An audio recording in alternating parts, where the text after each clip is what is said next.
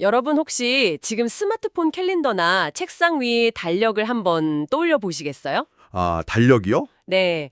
막 우리가 한참 사회생활하고 또 누군가를 돌보고 쉴 틈 없이 사람들을 만날 때는 그 빼곡한 일정을 보면서 묘한 압박감을 느끼잖아요. 그렇죠. 숨 막히죠, 사실. 맞아요. 그래서 때로는 속으로 아, 제발 아무 일정도 없는 진짜 누구에게도 방해받지 않는 텅 빈 날이 단 하루라도 있었으면 좋겠다 이렇게 간절히 바라기도 하거든요. 네, 현대 사회를 살아가는 사람들에게 그 시간표의 공백이라는 건 뭐랄까 곧 통제권의 회복을 의미하니까요. 알람도 안 울리고 누구 호출도 없는 그 시간은 분명 달콤한 오아시스 같은 거잖아요. 삶의 원동력이 되는 휴식이기도 하고요. 그렇죠. 자, 그런데 이 부분을 우리 일상으로 가져와서 하나씩 풀어가 보죠. 만약 그 달력의 여백이 하루 이틀의 달콤한 휴가를 넘어서서 앞으로 남은 수십 년의 시간 동안 영원히 텅 비어버린다면 어떨까요? 아, 영원이요? 네. 당장 내일 아침에 눈을 떠도 갈 곳이 없고 일주일 내내 나를 먼저 찾는 사람이 단 한 명도 없는 완벽한 공백 말입니다. 그 순간부터 그 텅 빈 달력은 더 이상 휴식의 상징이 아닐 거거든요. 네네. 오히려 나라는 존재의 윤곽이 지워져가는 막막한 심연으로 변모하겠죠. 사실 달력의 공백이 재앙으로 다가오는 그 지점이 바로 은퇴와 노화 그리고 상실이 교차하는 노년의 하심적인 위기입니다. 맞습니다. 그래서 오늘 우리의 이 심층 탐구는 바로 이 무거운, 하지만 우리 모두가 살면서 절대 피할 수 없는 질문에서 출발합니다. 항상 배우기를 즐기시고 지적 호기심이 넘치는 청취자 여러분 환영합니다. 반갑습니다. 요즘 막 정보가 넘쳐나는 세상이잖아요. 그런데 정작 다가오는 노년의 고립을 우리가 어떻게 대비하고 해석해야 하는지 그 진짜 통찰은 찾기가 참 어렵더라고요. 그래서 오늘 우리가 해부해볼 핵심 자료는 이유경 정신건강의학과 전문의가 작성한 황혼의 홀로 된 당신에게 위로의 처방이라는 아주 깊이 있는 글입니다. 네, 이 자료가 지니는 가치가 상당히 큰데요. 보통 노인은 외롭고 사회가 돌봐야 한다 이런 식의 시혜적인 접근들이 많잖아요. 맞아요. 복지 차원에서만 접근하죠. 네, 그런데 이 글은 그런 걸 철저히 배제합니다. 객관적인 통계 데이터 이면에 숨겨진 그 인간의 심리적 붕괴 과정을 추적하고요. 또 이걸 극복하기 위한 실존적인 태도 변화를 요구하고 있죠. 그러니까 오늘 우리의 미션은 명확합니다. 이 자료를 바탕으로 피할 수 없는 노년의 고립을 어떻게 단순한 우울감이나 실패가 아니라 약간 자기 주도권의 회복이라는 새로운 챕터로 전환할 수 있는지 그 처방전을 파헤쳐보는 겁니다. 네, 아주 중요한 탐구가 될 것 같네요. 먼저 통계가 보여주는 현실부터 좀 짚어볼게요. 이게 생각보다 훨씬 더 차갑고 거대하더라고요. 당장 2025년, 그러니까 대한민국은 65세 이상 인구가 전체의 20.3%를 차지하는 초고령 사회로 진입합니다. 무려 인구 1,000만 명 규모예요. 네, 여기서 우리가 더 주목해야 할 지표가 있는데요. 그 전체 가구 중에 1인 가구 비율이 35.5%에 달한다는 사실입니다. 와, 35%나요? 네네. 그리고 그 고령 1인 가구가 혼자 살게 된 가장 압도적인 이유, 그러니까 31.9%가 바로 배우자의 사망이라는 점이죠. 아, 사별이군요. 맞습니다. 구조적으로 수백만 명의 사람들이 각자의 거실에서 그 거대한 상실을 마주하고 있다는 뜻입니다. 청취자 여러분, 여러분의 부모님 댁 거실이나 아니면 먼 훗날 여러분 자신의 집 거실을 한번 상상해 보세요. 막 40년, 50년을 매일 마주보면서 밥 먹고 잠자던 사람이 어느 날 영원히 사라졌을 때 그건 단순히 물리적인 공간 하나가 비는 게 아니잖아요. 그렇죠. 완전한 세계의 붕괴죠. 네, 자요의 표현을 빌리자면 나의 일상을 지탱하던 시간표가 찢겨 나가고 대화의 자리가 증발하고 궁극적으로 나는 누구인가? 라는 정체성 자체가 뿌리째 뽑히는 경험이라는 지적이 참 뼈아프더라고요. 네, 배우자의 상실이 가져오는 타격은 정말 큽니다.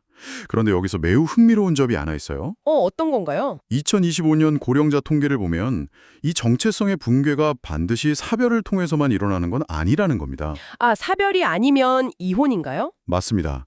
고령층의 황혼이혼 그리고 재혼이 동시에 가파르게 증가하고 있거든요. 자료에 나오는 표현 중에 한 지붕 아래 오래 살았으나 한 마음으로 늙지 못한 부부가 많다. 이런 아주 뼈아픈 분석이 이를 뒷받침하죠. 와, 한 마음으로 늙지 못했다. 그러니까 물리적으로 그냥 한 공간에 같이 있다고 해서 그 고립을 피할 수 있는 건 아니라는 거군요. 네, 그렇습니다.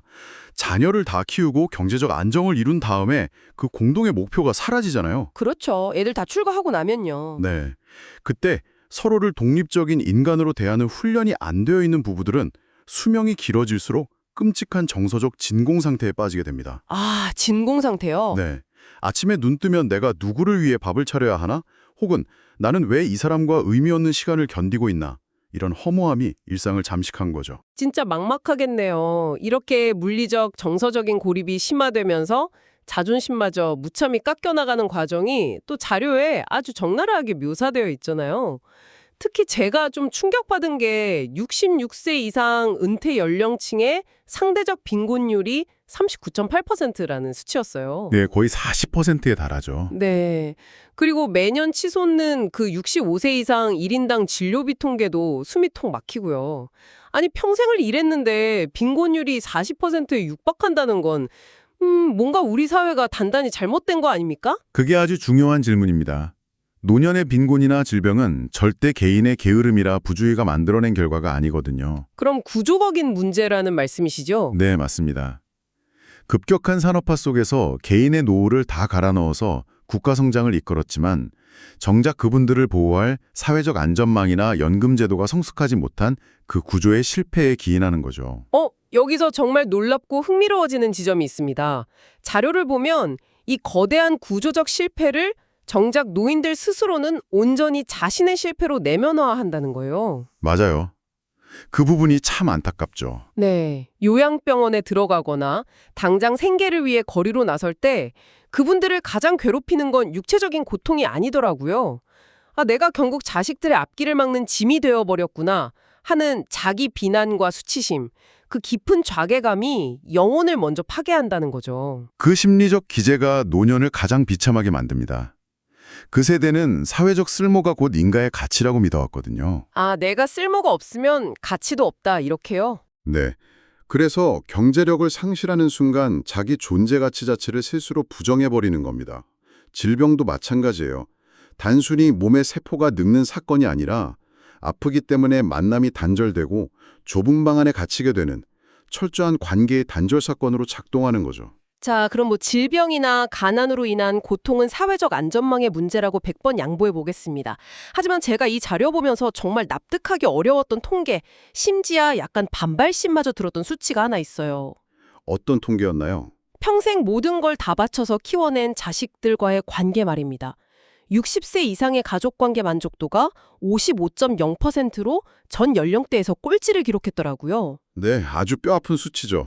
아니, 자신을 다 갈아 넣어서 자식을 키웠고 지금 곁에 있는데 왜 정작 그 관계에서 가장 큰 불행을 느끼는 걸까요? 그건 인간의 기억이 철저하게 자기 중심적으로 편집된다는 그 인식 심리학적 사실을 들여다봐야 합니다. 자기 중심적이요? 네, 부모는 자신이 평생 제공한 희생과 헌신, 그것만을 선명하게 기억합니다. 반면에 자식은 그 사랑 이면에 숨어있던 통제, 즉 간섭과 억압을 견뎌냈다는 감각을 훨씬 더 강하게 기억하죠. 이 기억의 불일치가 거대한 인식의 격차를 만드는 겁니다. 아, 완전 기대 수준의 미스매치네요. 맞습니다. 자료는 이것을 소유의 마음이 섞인 무거운 사랑이라고 명확히 규정하거든요. 무거운 사랑이요. 표현이 참 묵직하네요. 네, 자신의 정체성이랑 삶의 무게중심을 온전히 자식의 성공에만 걸어둔 부모는 자식이 나중에 독립적인 인격체로 멀어질 때 이걸 자연스러운 분리가 아니라 배신으로 받아들입니다. 아, 내가 너를 어떻게 키웠는데 이렇게 되는 거군요. 그렇죠. 기대가 컸기 때문에 분노와 서운함도 깊어질 수밖에 없는 구조적인 악순환이 발생하는 겁니다. 와, 자식의 삶이 곧 내 삶의 성적표라고 믿었던 그 세대의 비극이네요. 더구나 지금은 세상이 변하는 속도마저 노년층을 매몰차게 밀어내고 있잖아요. 너무 빠르죠, 요즘 세상이. 네, 병원 예약부터 음식 주문, 은행 업무까지 모든 게 스마트폰 앱으로 다 넘어간 세상이니까요. 저는 이 현상을 보면서 마치 세상이라는 엄청난 초고속 열차에서 혼자만 속도가 느려서 낯설고 차가운 플랫폼에 버려진 것 같은 그런 단절감이 느껴졌어요. 아주 훌륭한 비유입니다. 막 가족 카카오톡방이 있어서 이모티콘은 서로 오가는데 정작 내 영혼의 안부를 묻는 진짜 대화는 증말해버린 철저한 디지털 소외 상태 말입니다. 네.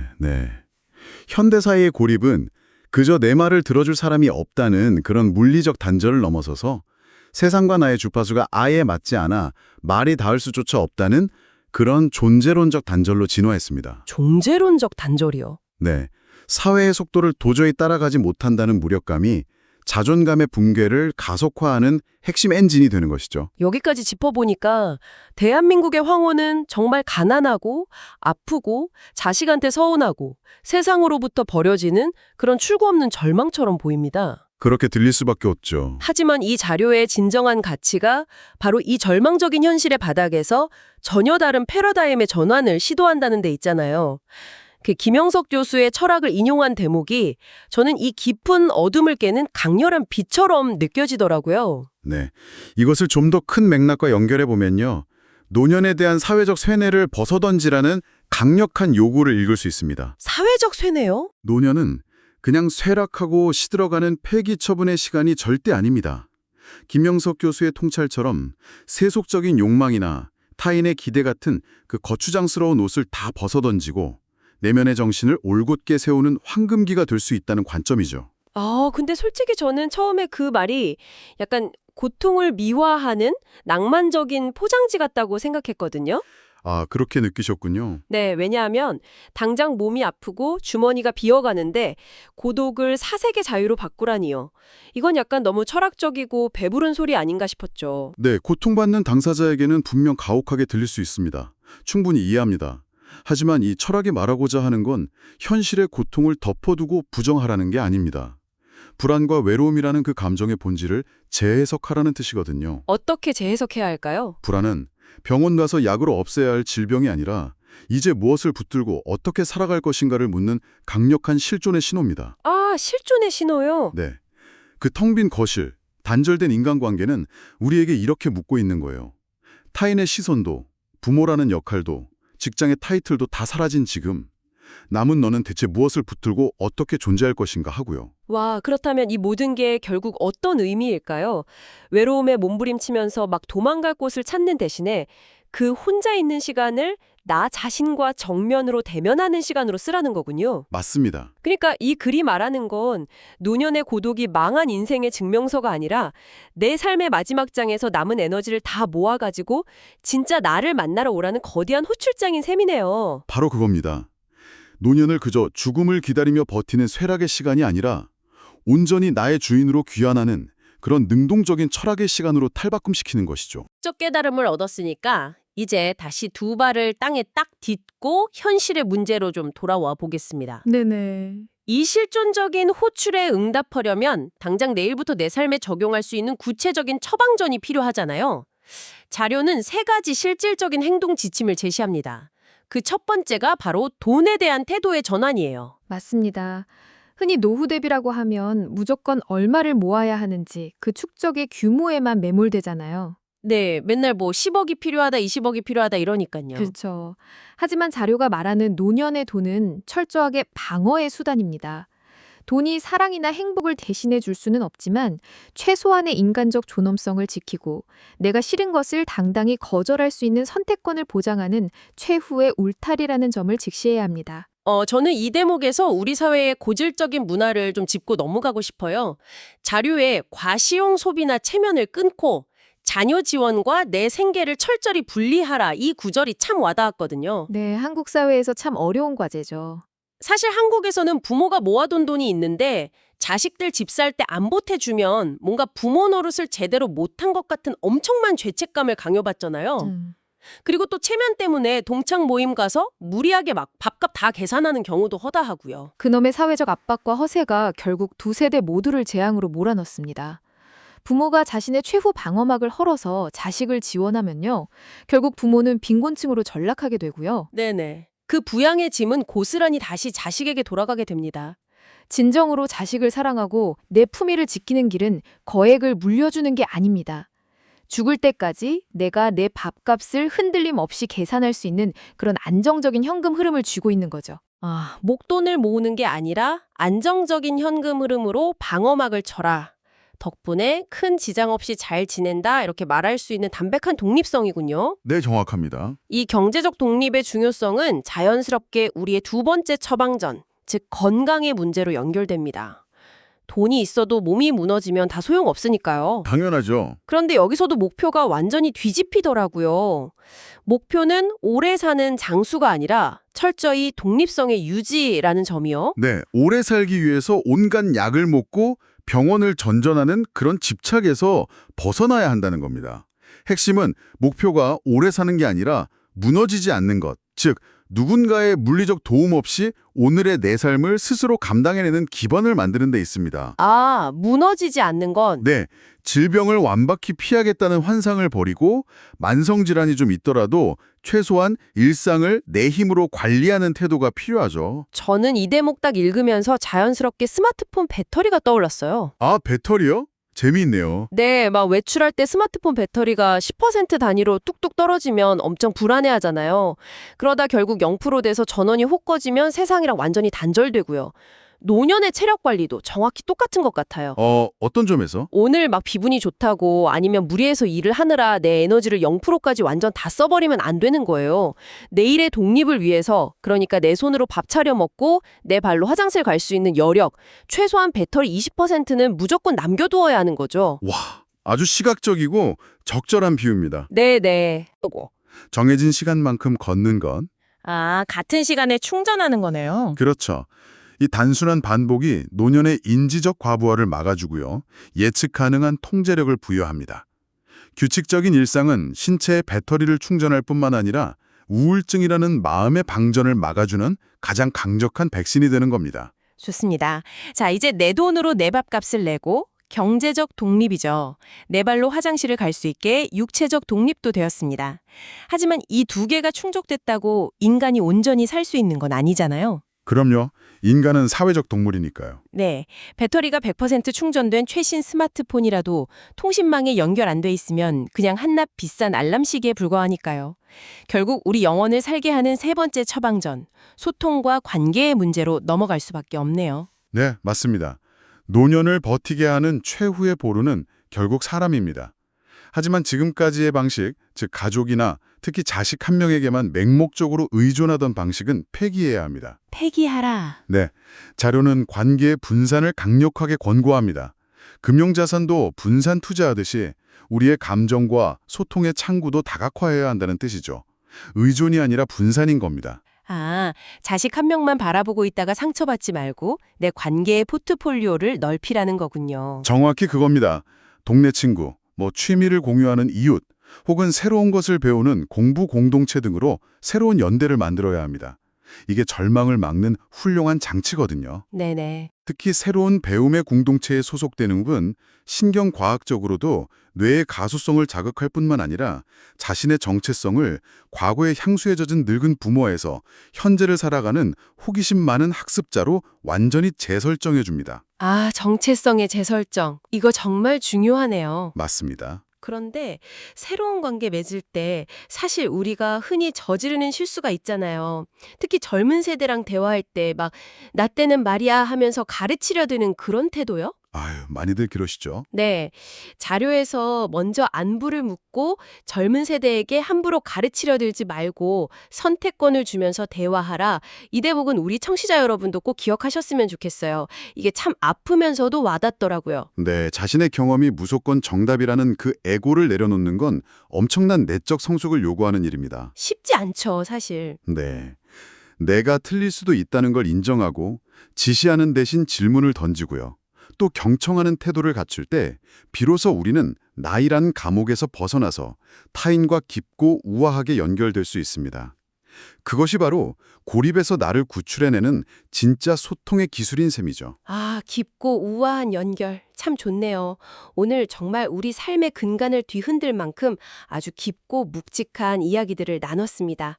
이제 흩어져 있던 조각들을 모아서 이번 심층탐구의 의미를 싹 요약해보죠. 네, 황혼에 홀로 남겨진다는 것, 그리고 그 텅 빈 거실을 마주한다는 건 결코 내 인생이 초라하게 실패했다는 증거가 아니라는 겁니다. 네, 오히려 불필요한 기대를 덜어낸 사랑, 소유를 덜어낸 관계, 그리고 허세를 덜어낸 품위를 배울 수 있는 실존의 시간이죠. 그 자리에 진정한 독립이 남고 타인에 대한 조건 없는 존중이 깃들게 됩니다. 맞습니다.